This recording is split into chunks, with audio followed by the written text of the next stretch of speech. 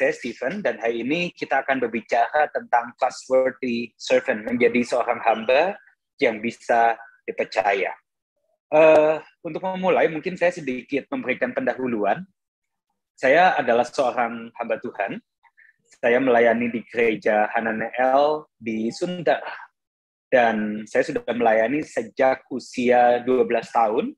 Waktu itu saya melayani sekolah minggu, lalu berlanjut sampai hari ini. Jadi sudah kira-kira lebih daripada 13 tahun saya melayani Tuhan. Dan bersamaan dengan itu, saya juga menjalankan di dalam bidang sekuler, di dalam bidang usaha. Saya mempunyai beberapa usaha, termasuk diantaranya adalah peternakan ayam dan juga jual beli mobil bekas. Saya juga ada usaha untuk food and beverage, untuk restoran seperti itu. Nah, hari ini kita akan berbicara tentang trustworthy servant. Secara garis besar, kita akan membahas tentang bagaimana sih mempunyai yang namanya terobosan ekonomi, atau bagaimana kita bisa punya financial breakthrough yang berasal daripada Tuhan. Saya mau ajak untuk kita buka di dalam Kejadian, pasal yang kedua, ayat yang ke-15. Saya juga sudah menyiapkan PowerPoint, mungkin bisa ditampilkan. Isinya adalah ayat untuk membantu kita bisa membaca bersama-sama, meskipun mic-nya tidak perlu untuk dibuka.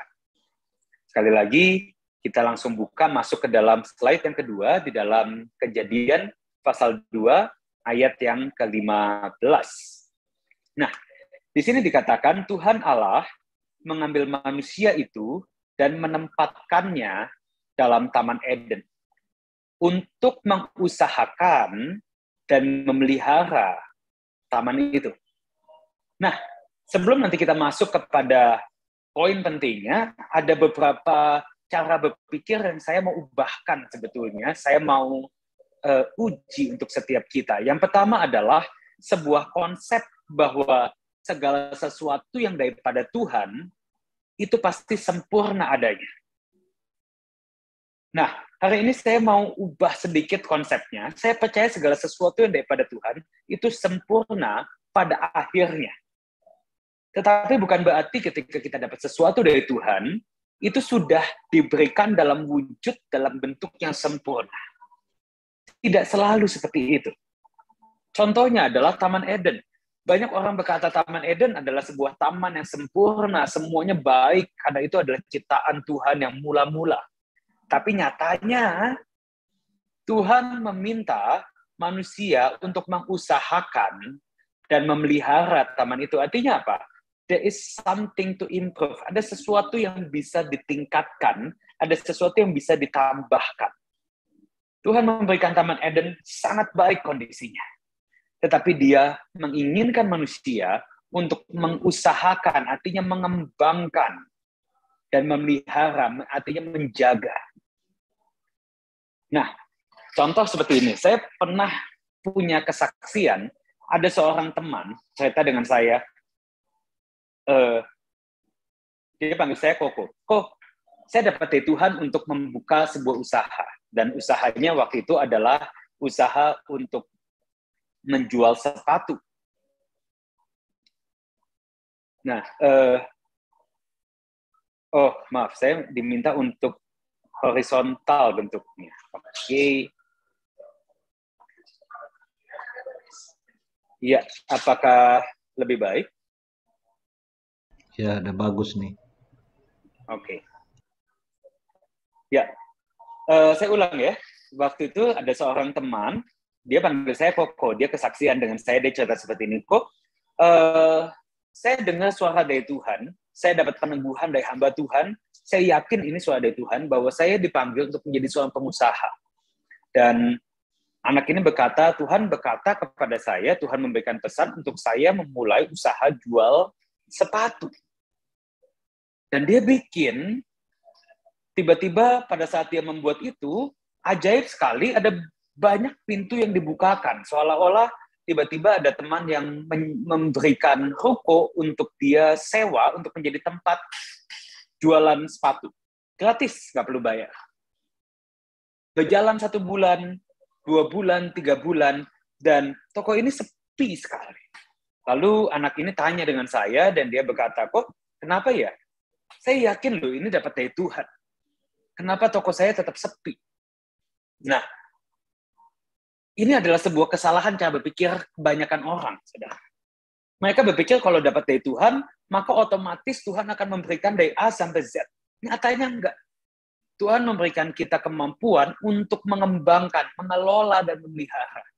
Tuhan memberitahu jalannya, Tuhan memberitahu satu langkah, tetapi Tuhan juga menginginkan kita untuk mengembangkan itu, belajar. Amin. Lalu saya tanya kepada anak ini, apa yang sudah kamu lakukan? Saya nggak lakuin apa-apa kok, saya cuma beli sepatu, saya taruh di toko.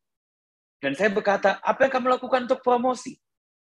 Saya nggak tahu kok, saya nggak ngerti gimana cara promosi. Lalu saya ajarkan, zaman sekarang itu ada sebuah teknologi yang namanya YouTube. Dan di YouTube, teman-teman, saudara bisa belajar segala hal, mulai dari apapun, mulai dari pemasaran secara langsung, ataupun pemasaran secara digital. Saya bilang, coba kamu pelajarin, dan coba jual sepatu ini, dan pasarkan secara digital. Dan dia melakukan itu. Lalu saya tanya, kamu punya nggak sosial media? Dan dia ternyata juga nggak punya. Saya minta untuk dia mulai buat sosial media, dan dia masukkan juga ke marketplace. Jadi sepatu ini dijual di marketplace juga, di Tokopedia, Shopee, dan lain sebagainya. Dan dia belajar melakukan hal itu, bukan sesuatu yang singkat, tetapi di dalam waktu 6 bulan, dia belajar tentang yang namanya marketing. Dan tiba-tiba, Tuhan membukakan pintu berkat buat dia. Dan disinilah dia baru mengerti bahwa iya ya, ternyata ini adalah yang Tuhan mau, tapi seringkali cara menangkap kita ini salah. Kita menganggap bahwa kalau Tuhan sudah berkata A, ya sudah, yang dilakukan A saja. Nyatanya tidak. Yes, Tuhan sudah mengarahkan kita kepada satu hal, tetapi kita harus belajar untuk mengembangkan itu. Amen. Pelajarin deh A sampai Z. Apa yang menjadi bagian kita? Kalau kita contoh di dalam bidang usaha, kita perlu mengerti yang namanya marketing. Kita perlu mengerti yang namanya sosial media. Kita perlu mengerti yang namanya akuntansi misalnya. Kita mesti mempunyai pembukuan yang benar. Kita mesti mengerti yang namanya bagaimana berinteraksi dengan konsumen. Dan kita harus tahu bagaimana cara menjual dengan baik. Kita juga mesti memperhatikan akan kualitas barang kita. Nah, ini kan ada begitu banyak sisi, ada begitu banyak hal yang seharusnya kita pelajari. Dan jangan sampai kalau kita gagal, kita justru menyalahkan Tuhan. So, ingat, pesan yang pertama, ubah konsep cara berpikir kita. Tuhan memberikan kita sebuah taman Eden. Yes, itu adalah taman yang baik. Itu taman yang lengkap, semua ada. Tetapi bukan berarti kita membiarkan taman itu berjalan dengan sendirinya. Kita dipanggil sebagai manusia untuk mengusahakan dan mengembangkan dan memelihara akan taman itu. Dan di saat kita melakukan itu dengan sungguh-sungguh, maka saya percaya hasilnya akan luar biasa. Oke, kita masuk kepada slide yang kedua. Nah, ini adalah sebuah pengubahan konsep cara berpikir yang kedua. Yang saya mau ubahkan adalah 1 Timotius 6 ayat 10. Kan akar segala kejahatan ialah cinta uang. Sebab oleh memburu uanglah beberapa orang telah menyimpang dari iman dan menyiksa dirinya dengan berbagai-bagai duka. Nah, saya berkesempatan untuk pelayanan ke hamba Tuhan yang ada di kota kecil. Dan hamba Tuhan di kota-kota kecil ini berkata bahwa saya takut menjadi orang kaya, karena orang kaya susah masuk surga. Bahkan ada yang berkata, uang adalah dasar dari segala kejahatan. Nah, coba dipikirkan, benar atau salah?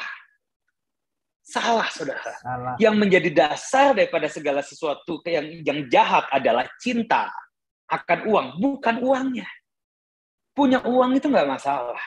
Jadi orang kaya itu nggak masalah. Yang salah adalah ketika kita cinta akan uang. Nah, di saat itulah kita akan susah masuk surga, di saat itulah kita akan mendapatkan banyak duka, di saat itulah kita akan banyak masalah, karena itu adalah akar dari segala kejahatan. So, jangan takut menjadi kaya, jangan takut punya uang banyak. Takutlah kalau kita cinta akan uang. Takutlah kalau kita menggantungkan iman, kepercayaan kita bukan kepada Tuhan, tetapi justru kepada uang. Itu kita perlu khawatir. Tapi kalau punya uang banyak, artinya nggak masalah. Justru itu artinya kita adalah orang yang bisa dipercaya. Nah, punya uang banyak. Punya uang banyak, apakah artinya kita harus menyerahkan uang kita kembali kepada Tuhan? Nah, nanti kita akan membahas akan hal itu. So, jangan takut punya uang banyak, atau jangan takut menjadi orang kaya, karena itu adalah panggilan kita. Itu yang Tuhan kehendaki, itu yang Tuhan inginkan, untuk kita bisa menjadi bendahara yang dipercaya, kita bisa menjadi hamba yang dipercaya. Nah, kita masuk kepada konsep yang ketiga, 2 Tesalonika 3 ayat 7-8. Ini juga bagus sekali. Ini adalah perkataan Paulus, seorang rasul yang begitu diurapi. Sebab kamu sendiri tahu bagaimana kamu harus mengikuti teladan kami, kata Paulus. Karena kami tidak lalai bekerja di antara kamu dan tidak makan roti orang dengan percuma. Tetapi kami berusaha dan berjerih payah siang malam supaya jangan menjadi beban bagi siapapun di antara kami. Nah, coba dipahami dulu bahwa konteksnya Paulus pada waktu itu adalah seorang rasul dan dia adalah seorang hamba Tuhan yang diurapi dan dihormati. Maka ketika dia datang kepada satu kota, maka orang ini berlomba-lomba untuk menjamu beliau, menjamu Paulus. Nah, sebetulnya ini budaya yang banyak terjadi di zaman ini. Seorang hamba Tuhan biasanya ketika mereka datang kepada sebuah kota, maka dia akan dijamu, diberi makan. Tetapi Paulus unik sekali, Paulus katakan pada ayat ini bahwa dia tidak lalai bekerja. Bahkan dia berusaha dan berjerih payah siang dan malam supaya jangan menjadi beban bagi siapapun juga. Kalau Anda pelajari akan bahasa aslinya, dia di kata-kata berusaha dan berjerih payah ini, dia bekerja mencari uang. Maksudnya bukan hanya berjerih payah pelayanan, tetapi dia bekerja secara fisik untuk mencari uang, untuk makan makanan dia sehari-hari. Jadi yang membiayai pelayanan dia itu bukan orang lain, tetapi dirinya sendiri. Nah, ini coba tolong diubah mindset-nya bahwa banyak orang berkata bahwa kalau seorang hamba Tuhan, ya udah seperti imam di dalam perjanjian lama, tidak boleh bekerja. Yes. Pada zaman perjanjian lama, suku Lewi itu dikhususkan oleh Tuhan seperti Imam Eli. Nah, itu dikhususkan oleh Tuhan dan dia tidak boleh bekerja. Tetapi di dalam perjanjian baru, Paulus yang menjadi patokan kita, menjadi sebuah teladan buat kita bahwa seorang hamba Tuhan, dia juga bekerja untuk makanannya sendiri. Jadi artinya hamba Tuhan boleh kerja atau enggak? Boleh, saudara. Bahkan kalau saya sedikit keras, saya berkata, seorang hamba Tuhan harus kerja atau enggak? Ya harus. Harus kerja keras? Harus. Paulus berkata dia bekerja pagi dan malam. Siang dan malam. Dia bekerja lebih daripada yang lain. Supaya apa? Supaya tidak menjadi beban buat yang lain. Kalau Anda lihat hari-hari ini, saya sedih sekali kalau ada sebuah bayangan, sebuah gambaran bahwa iya, hamba Tuhan itu cuma bisa minta uang, tapi nggak bisa cari uang sendiri. Hamba Tuhan selalu minta uang jemaat. Saya sedih, saudara. Kenapa? Karena sebetulnya Tuhan memberikan kita sebuah kemampuan untuk menjadi kaya. Tuhan memberikan kita hikmat, kepandaian.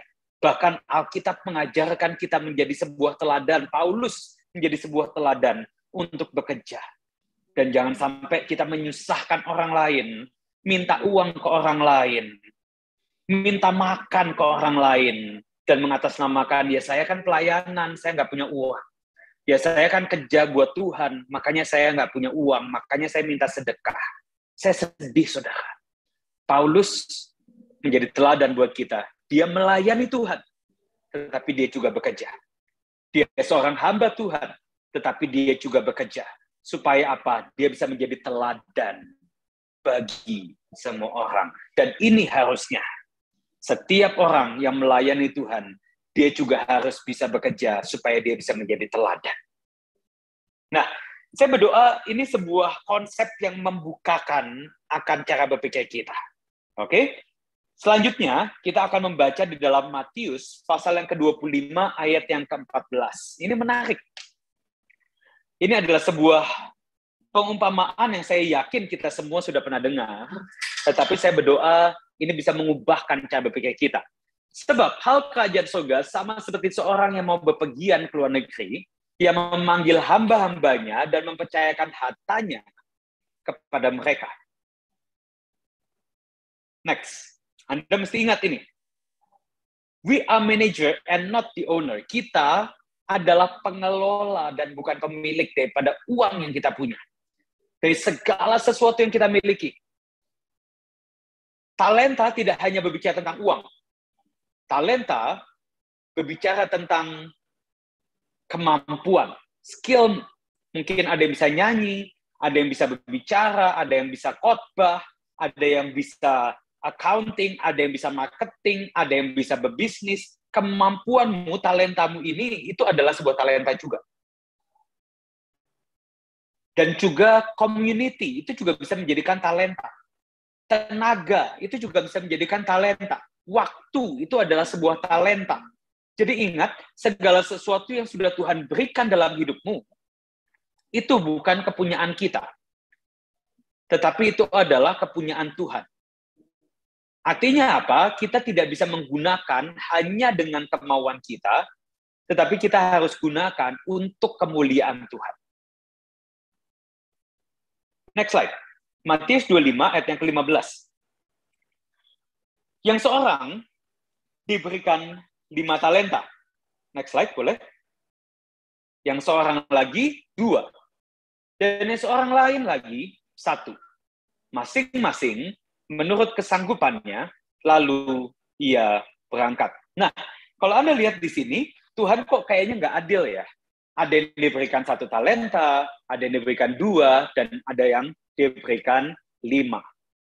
Tetapi, di sini ada kata-kata masing-masing menurut kesanggupannya. Artinya apa? Tuannya ini sudah memperhatikan hamba-hamba yang mempunyai kesanggupan lebih daripada yang lainnya. Next slide. Anda harus ingat ini. Boleh minta next slide? Tuhan melihat bagaimana Anda mengelola apa yang Anda miliki hari ini. Tuhan melihat bagaimana Anda mengelola apa yang Anda miliki hari ini. Kalau ada yang bisa main musik, saya yakin dia adalah seseorang yang bisa dipercaya oleh Tuhan, makanya Tuhan memberikan talenta itu. Mungkin kita lihat hari ini seorang pemain musik, dia adalah seorang pemain musik yang hebat, tetapi kita tidak tahu berapa ratus jam yang dia habiskan untuk latihan di belakangnya itu. Nah, kalau kita lihat misalnya, Anda lihat hari ini, saya adalah seorang hamba Tuhan dan saya bisa berbicara di depan orang. Dan Anda berpikir saya punya talenta itu langsung dari lahir, nyatanya enggak. Dulu saya adalah seseorang yang sangat pemalu. Saya adalah seseorang yang tidak bisa berbicara di depan. Apalagi berbicara secara online. Saudara, berbicara secara online jauh lebih sulit daripada berbicara secara langsung. Kenapa? Kita tidak bisa melihat audiensnya. Saya seolah-olah berbicara dengan laptop, saudara. Itu sulit, seolah-olah tidak ada timbal baliknya. Apalagi kalau ada yang komentar, saya harus membaca, sekalipun saya harus berpikir. Itu tidak mudah. Tetapi ketika kita lakukan dengan setia, kita belajar meningkatkan, maka Tuhan akan mempercayakan sesuatu yang lebih dan lebih. Dan saya percaya itu berlaku dalam segala aspek kehidupan kita. Dalam pekerjaan pun, dalam finansial pun, sama halnya. Mungkin hari ini kita belum punya uang banyak. Tetapi ketika kita setia dengan uang yang kecil ini, Tuhan akan memberikan lebih dan lebih. Next slide. Slide yang selanjutnya. Apa yang Anda miliki hari ini adalah hasil dari apa yang Anda kelola kemarin. Perhatikan apa yang Anda miliki hari ini, itu adalah semua hasil daripada apa yang Anda lakukan kemarin. Apa yang akan Anda peroleh besok adalah hasil daripada apa yang Anda lakukan hari ini. So, coba koreksi dirimu sendiri. Hari ini kita sudah ngapain sih? Dari pagi, siang, sore, malam, kita ngapain sih? Apakah kita sudah melakukan dengan maksimal, dengan memaksimalkan waktu yang Tuhan berikan dalam kehidupan kita? Atau kita bangun siang, main handphone, pemalas-malasan, dan tidak melakukan apa-apa. Jangan sampai kita didapati Tuhan menjadi seorang hamba yang tidak setia, karena kita tidak setia dengan waktu. Waktu yang Tuhan berikan, itu adalah sebuah talenta yang harus kita kembalikan kepada Tuhan dan kembangkan. Amin. Amin. Oke, next slide. Matius 25, ayat 16 dan 17. Segera, pergilah hamba yang menerima 5 talenta itu, ia menjalankan uang itu, lalu memperoleh laba 5 talenta. Hamba yang menerima 2 talenta itu pun berbuat demikian juga, dan berlaba 2 talenta. Matius 25 ayat 18. Next slide.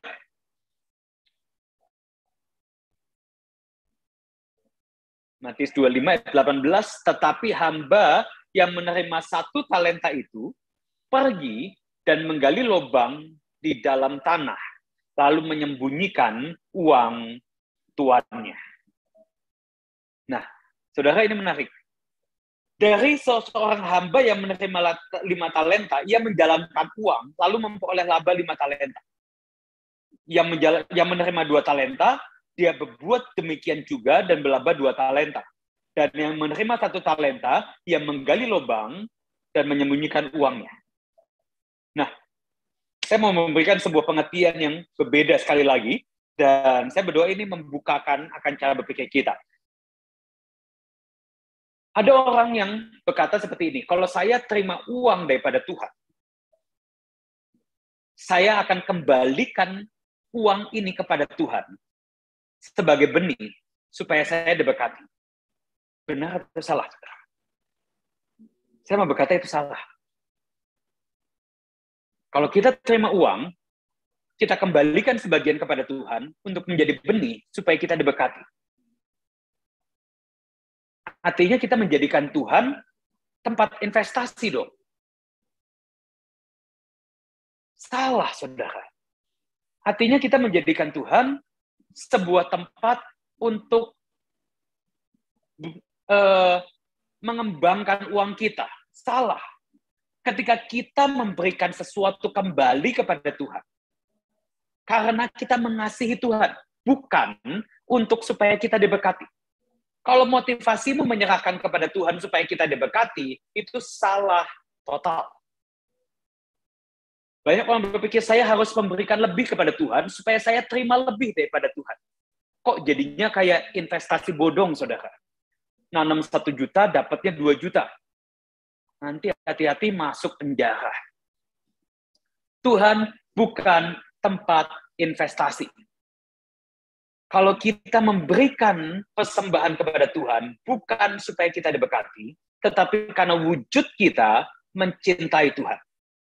Selesai. Amen. Mau Tuhan Amen. balas, mau Tuhan kasih berkat, mau Tuhan nggak kasih berkat sekalipun, ya udah, toh ini bagian Tuhan, toh ini berasal daripada Tuhan, Itu bukan punya kita kok.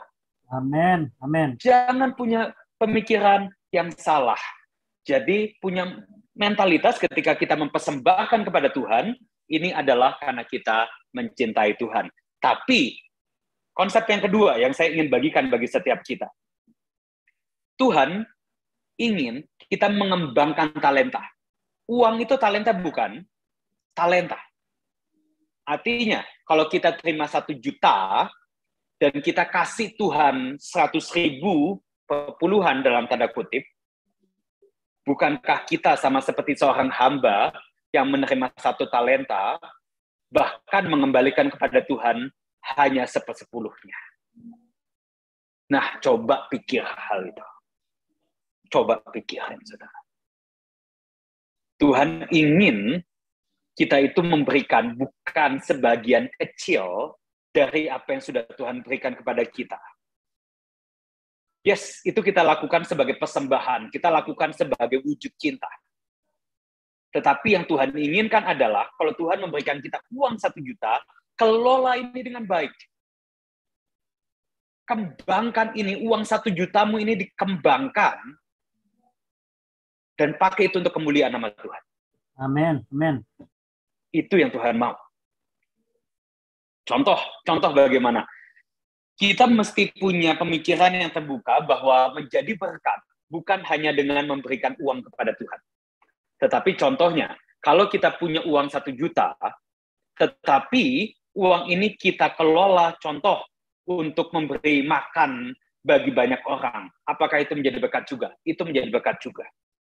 Kalau kita punya uang 1 juta, dan kita misalnya punya toko, dan kita pakai toko kita untuk tempat ibadah, itu juga menjadi berkat. Dan itu bagaimana kita mengembangkan uang yang tadi cuma 1 juta ini, bisa bergulung menjadi lebih banyak lagi. Saya punya seorang teman, masih muda sekali, dan gajinya juga kecil. Gajinya cuma 1,5 juta, saya rasa. Bahkan nggak sampai 2 juta. Masih di bawah UMR yang pastinya. Dan dia berkata bahwa, kok saya pengen untuk bisa menjadi berkat buat banyak orang, tapi yang saya bisa bagi, ini nggak banyak. Saya cuma punya uang sedikit sekali. Dan Anda tahu apa yang dia lakukan? Dia kirim makanan, GoFood, ke teman-temannya sekitar. Tetapi di dalamnya, dia berikan sebuah note. Lakukan ini untuk temanmu yang lain. Dan ini adalah sebuah tindakan yang kecil, yang murah, tetapi dia mengajak untuk teman-teman ini melakukan buat yang lain. Dan uniknya, Tuhan bisa pakai cara ini, dari yang tadinya dia cuma memberikan kepada 5 temannya ini masing-masing memberikan kepada teman-temannya lagi, dan melakukan untuk mengajak hal yang sama. Dan teman-teman yang lain memberikan makanan untuk teman-teman yang lainnya. Dan Anda bisa lihat bagaimana seorang anak dengan gaji di bawah UMR mungkin 1,5 juta, mungkin hanya dengan modal yang sangat sedikit, dia memberi makan untuk 5 orang, tetapi ini bisa menjadi seperti efek bola salju yang menjadi berkat buat banyak orang. Nah, hal-hal seperti inilah yang dinamakan menjadi hamba yang setia, yang mengembangkan akan talentanya. Dia diberikan uang oleh Tuhan, tetapi dia gunakan uang ini untuk menjadi berkat buat sangat banyak orang. Dan saya berdoa setiap kita juga bisa mempunyai pemikiran yang terbuka. Apalagi kalau kita mempunyai uang yang banyak, saudara. Mungkin ada seseorang pengusaha dapat uang 100 juta. Kalau Anda hanya berikan, oh saya punya uang 100 juta, saya mau kembalikan 50 juta buat Tuhan. Apakah itu bagus? Bagus. Tetapi kita hanya menjadi seorang hamba yang diberikan talenta uang 100 juta, mengembalikan hanya setengahnya, hanya 50 juta. Coba pikirkan bagaimana dengan uang 100 juta ini, mungkin kita buat pelatihan, sehingga ada banyak orang yang belajar bagaimana cara membuat usaha, sehingga menjadi sukses juga seperti kita, dan dia juga bisa memberikan uang bagi kemuliaan nama Tuhan, dan hidupnya pun diubahkan. Nah, Cara-cara seperti ini adalah contoh-contoh bagaimana kita bisa mengembangkan talenta yang Tuhan berikan dalam kehidupan kita, saudara. Jadi jangan selalu berpikir yang namanya talenta itu hanya uang, dan yang namanya talenta, kalau kita diberkati, kita akan potong sebagian dan berikan Tuhan dalam bentuk uang. Jangan selalu berpikir seperti itu. Kita bisa menjadi berkat buat banyak orang, lebih dari hanya sekedar memberikan uang. Kalau yang uangnya kecil, sedikit, jangan berkecil hati. Anda bisa menjadi berkat bagi banyak orang, lebih daripada uang yang Anda miliki. Anda bisa menjadi berkat mungkin hanya dengan meluangkan waktu untuk berteman buat banyak orang, menjadi tempat curhat buat banyak orang. Kalau uangnya banyak, mungkin Anda bisa bikin pelatihan, mungkin Anda bisa bikin ibadah, mungkin Anda bisa membantu teman-teman UMKM yang modalnya sedikit. Nah, ini ada sangat banyak cara untuk kita bisa mengembangkan uang sebagai talenta yang Tuhan berikan dalam kehidupan kita, lebih dari hanya sekedar memberikan persembahan. So, saya ingin supaya setiap kita ini belajar lebih mempunyai pemikiran yang luas. Bukan hanya, kalau saya dapat uang, saya ngasih Tuhan uang, selesai. Bukan hanya seperti itu. Tapi bagaimana dalam seluruh kehidupan kita, kita bisa menjadi berkat buat orang lain dalam segala macam cara. Oke. Next slide. Ini ada seorang yang saya ingin ceritakan kisahnya, Julio Iglesias. Dia adalah seorang pemain bola. Jadi dia pada waktu mudanya, dia adalah seorang pemain bola dari klub yang sangat terkenal, klub Real Madrid, saudara. Tetapi di usia 21 tahun, dia sudah masuk tim inti, dia sangat berbakat, tetapi tiba-tiba kakinya patah. Dia cedera, kakinya patah, dan dia tidak bisa lagi main bola. Dan di saat itulah dia frustasi, dia berpikir hidupnya selesai, dia pikir dia sudah tidak akan menjadi orang yang berhasil, dan ya sudah, kehidupan sebagai pemain bola selesai. Tetapi yang unik adalah hari ini, dia memang tidak menjadi pemain bola, tetapi dia adalah seorang penyanyi yang memperoleh penghargaan yang begitu banyak. Dia adalah penyanyi Spanyol yang punya penghargaan begitu banyak.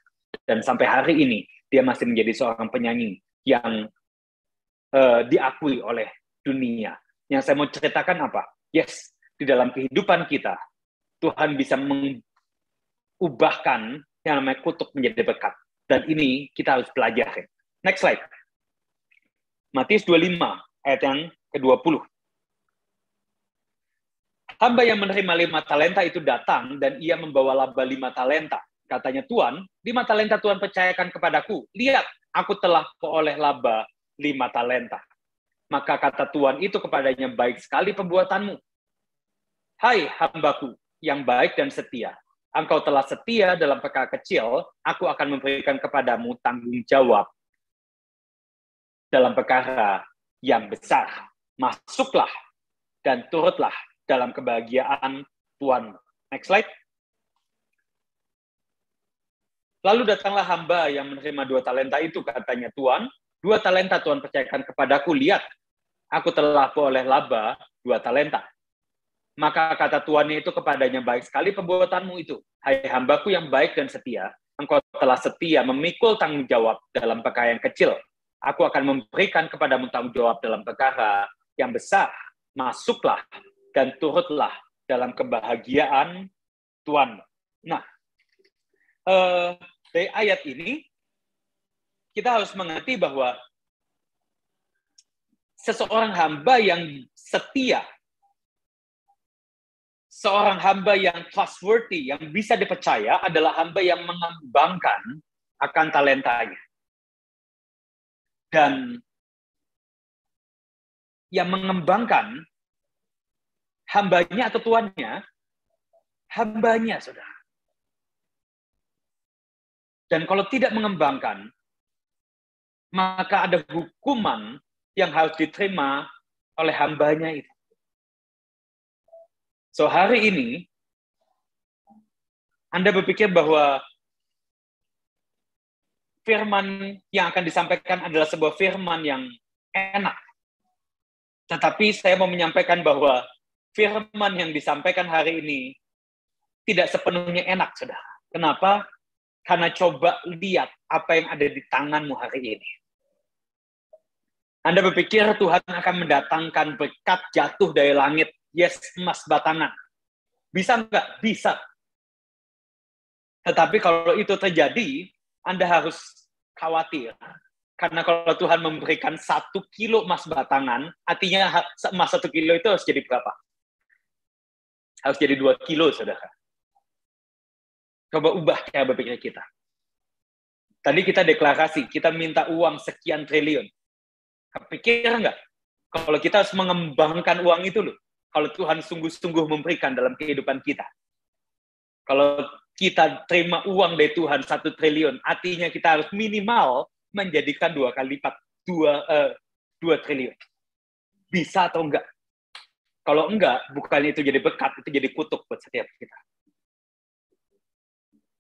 Nah, dalam kehidupan kita, coba jangan fokus kepada hal-hal yang belum Tuhan percayakan. Tetapi coba fokus kepada hal-hal yang sudah Tuhan percayakan, yang ada di tangan kita. Amin. Maksudnya apa? Contoh, yang pertama adalah hikmat. Saya percaya setiap teman-teman yang ada di Zoom ini, yang ada di ibadah online ini, Anda adalah orang-orang yang berhikmat. Anda bisa belajar, Anda orang yang mengerti, Anda orang yang pandai. Artinya apa? Coba kembangkan akan kepandaianmu ini. Harus mau untuk belajar. Kita sebagai orang Kristen jangan mengkotakkan diri hanya baca Alkitab, tetapi kita mengesampingkan akan hikmat yang daripada dunia. Salah. Amen. Harusnya apa? Kita menambahkan hikmat dunia plus hikmat surgawi, kita dapat 2 kali lipat. Itu yang membuat kita di atas rata-rata, saudara. Kita harus baca firman plus kita baca buku. Itu yang membuat kita di atas rata-rata, saudara. Amin. Banyak orang berkata kepada saya punya jualan mobil contohnya, dan banyak orang bertanya sama saya seperti ini, Pak, atau Koh, kalau Koko mau bikin usaha, dipikir atau cuman tanya Tuhan? Kira-kira jawabannya apa? Saya mau bilang bahwa jawabannya adalah saya pikirin, saudara. Sebelum saya bikin usaha, saya akan lakukan research. Saya akan lakukan penelitian. Saya akan pelajarin dari A sampai Z. Kalau semua sudah oke, baru saya hadapkan kepada Tuhan. Kalau Tuhan berkata tidak, saya tinggalkan itu semua. Tapi kalau Tuhan berkata ya, saya lanjut. Sebaliknya, kalau Tuhan berbicara kepada saya pun akan mempelajari dari A sampai Z terlebih dahulu, baru jalan. Tuhan berkata kepada saya, bikin bisnis A, atau lakukan A. Saya akan pelajarin dulu dari A sampai Z, pelajarin langkah-langkahnya, pelajarin apa yang bisa saya lakukan, apa ancaman, apa resikonya, semua saya pelajarin terlebih dahulu. Kalau sudah, saya bawa lagi di hadapan Tuhan, saya sanggup atau enggak? Kalau tidak, saya minta kekuatan daripada Tuhan, saya minta untuk bimbingan daripada Tuhan, supaya saya bisa melakukan. Kalau belum, saya akan belajar, mempersiapkan wadahnya terlebih dahulu. Tapi kalau saya merasa saya sanggup, saya sudah punya wadahnya, saya akan jalan, dan saya percaya di saat itulah Tuhan akan memberkati. So, jadi orang Kristen yang takut akan Tuhan, jangan hanya tutup mata berdasarkan jalan dengan berdasarkan apa kata Tuhan. Tapi saya mau kita menjadi orang Kristen yang kita mentaati Tuhan, tetapi kita menyiapkan wadahnya terlebih dahulu. Supaya kita tidak dianggap seperti babi yang menyia-nyiakan mutiara itu. Saya percaya yang datangnya daripada Tuhan itu pasti baik, tapi wadahnya siap atau enggak? Kitanya siap atau enggak? Ini yang penting, saudara. Kalau Tuhan berkata kepadamu, bikin bisnis A, siapkan wadahnya dulu. Hikmat dipelajarin, skill dipelajarin, uang disiapkan, komunitas yang membangun disiapkan, itu dulu disiapkan, sehingga ketika nanti kita berjalan bersama dengan Tuhan, wadahnya ini siap. Dan kita tidak menyia-nyiakan akan mutiara yang sudah Tuhan berikan dalam kehidupan kita. Jadi, belajar bahwa kita harus menjadi hamba yang setia, yang bisa mengembangkan semua talenta. Dan saya percaya, semua orang di tempat ini punya akses internet. Internet itu talenta bukan, talenta, saudara. Jangan sampai kita pakai internet hanya untuk hal-hal yang tidak berguna.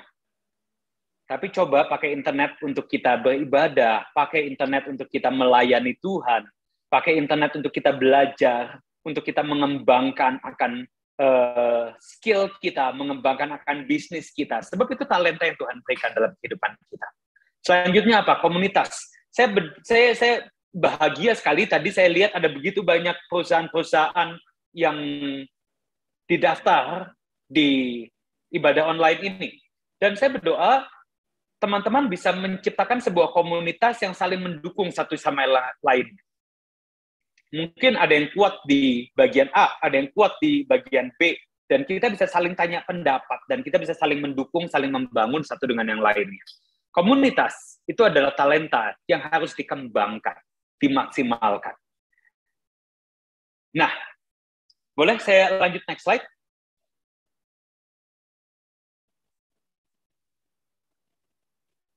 Hasil dari mengembangkan talenta adalah menerima tanggung jawab yang lebih besar.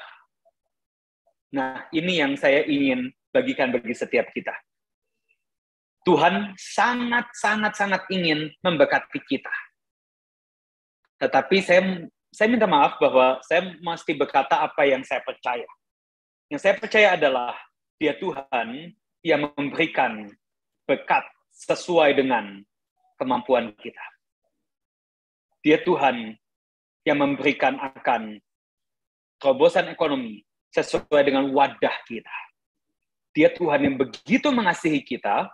Dia Tuhan yang tidak menginginkan kita jatuh, kita hancur. Maka dari itu Tuhan melihat wadahnya terlebih dahulu, siap atau enggak. Baru Tuhan akan memberikan berkatnya.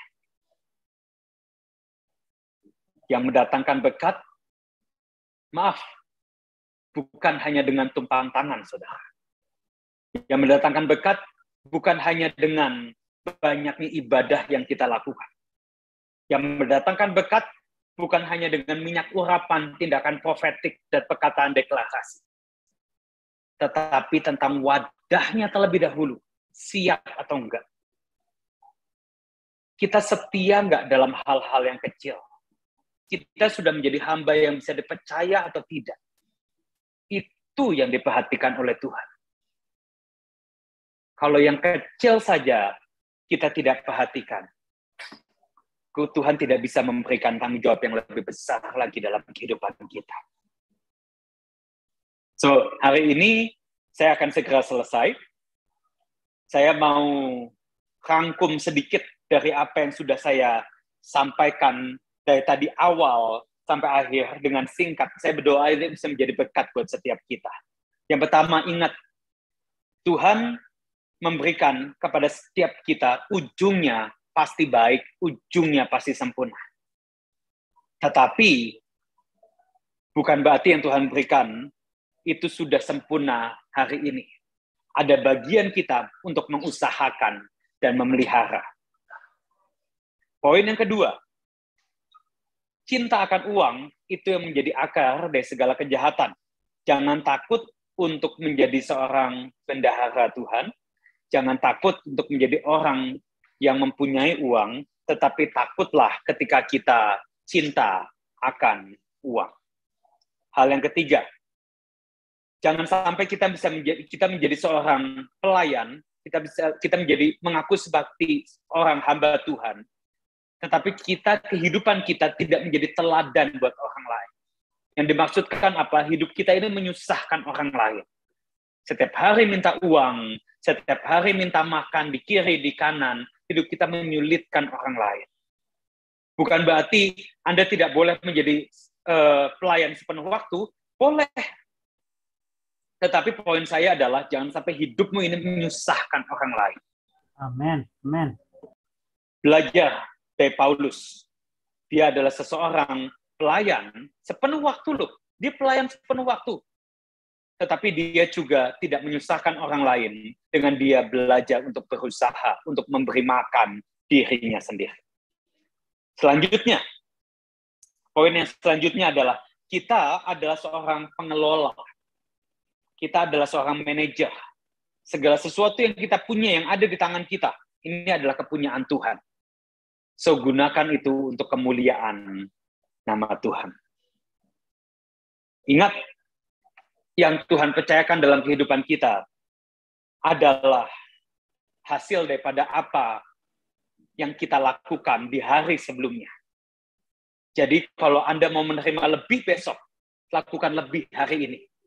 Kalau Anda mau melakukan lebih minggu depan, lakukan lebih minggu ini.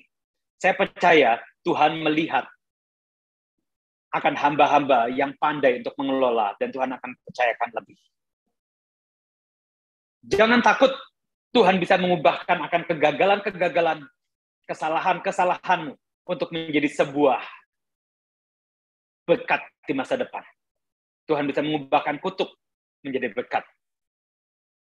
Saya pernah mengalami kegagalan, tetapi Tuhan bisa mengubahkan itu menjadi sebuah keberhasilan. Punya keberanian, punya kepercayaan, mentalitas yang kuat bahwa Tuhan bisa pakai hidupmu. Tuhan bisa ubahkan akan kehidupan. Dan ingat, hasil dari mengembangkan talenta adalah menerima tanggung jawab yang lebih besar lagi.